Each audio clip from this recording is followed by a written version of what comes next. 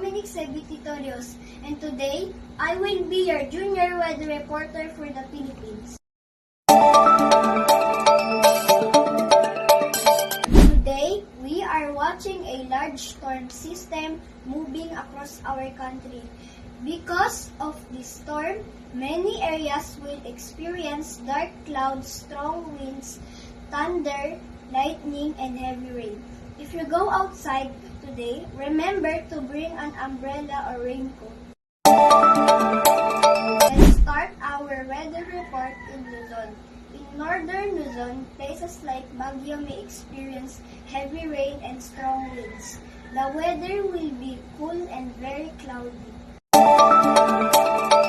In central Luzon and Metro Manila, we will see cloudy skies with rain shower. During the day, in the afternoon, we may hear thunderstorm.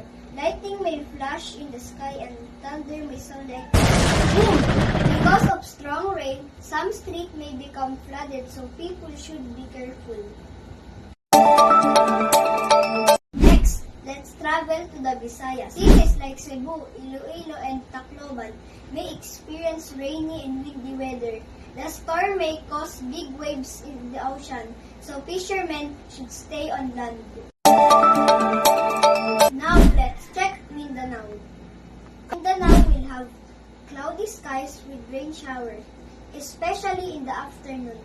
Some places may also experience thunderstorm with heavy rain and lightning.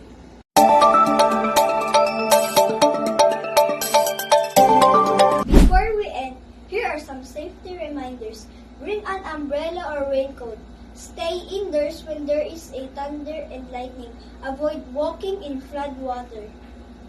Let's summarize today's weather. Luzon, heavy rain and thunderstorm. Visayas, windy weather and rough seas. Mindanao, cloudy skies with rain showers. This is the weather report for the Philippines today.